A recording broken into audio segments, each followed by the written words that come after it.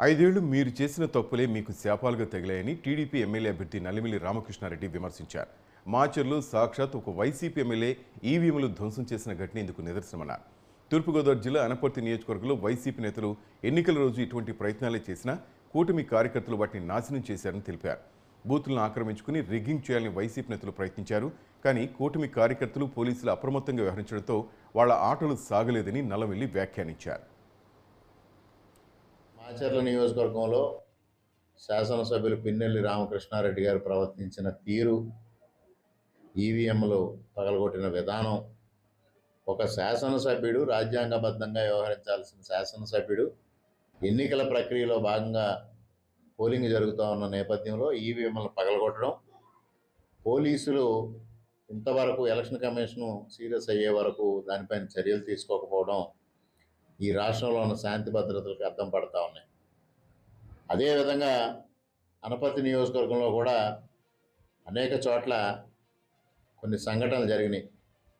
ముఖ్యంగా గొల్లల మావిడాల్లో 196, 197, 198 బూత్లో ఆ బూతులను క్యాప్చర్ చేయాలి, ఆ బూతుల్లో రిగ్గింగ్ చేయాలని గొల్లల మావిడాడు పార్టీ మీద చాలా ప్రయత్నం చేయడం, దాన్ని తెలుగుదేశం పార్టీ కార్యకర్తలు, కూటమి కార్యకర్తలు సమర్థవంతంగా ఎదుర్కోవడం, ఉదయం పూట దాదాపుగా 2 గంటల పాటు నేను అక్కడే సమయం వెచ్చించడం, అదేవిధంగా పోలీసులు కూడా సమయస్ఫూర్తితో వ్యవహరించడంతో అక్కడ రిగ్గింగ్ నిరోధించిన ఆఖరి నిమిషంలో ఒక మైనర్ బాలిక చేత దొంగ ఓటు వేయించడం అనేది గమనార్హం. దానిపైన ఇప్పటికే నేను రిటర్నింగ్ అధికారి గారికి, కలెక్టర్ గారికి కంప్లైంట్ ఇచ్చాను.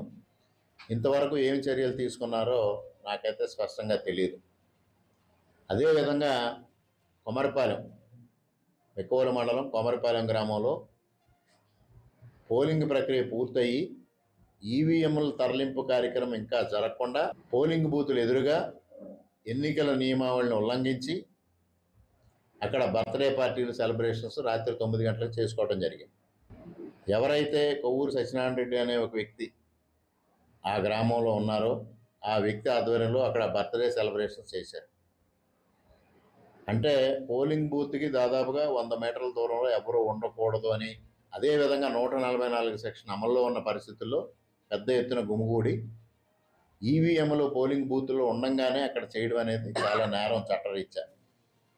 ఎన్నికల నియమావళిని పూర్తిగా ఉల్లంఘించడం.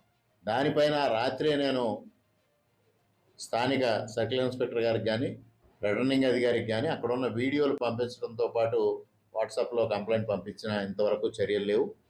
దానిపైన మరలా లిఖితపూర్వకంగా కూడా మా ఎన్నికల ఏజెంటు ఆర్ఓ గారికి కంప్లైంట్ చేయడం జరిగింది. వీటిపైన తక్షణమే చర్యలు తీసుకోమని నేను డిమాండ్ చేస్తూ ఉన్నా.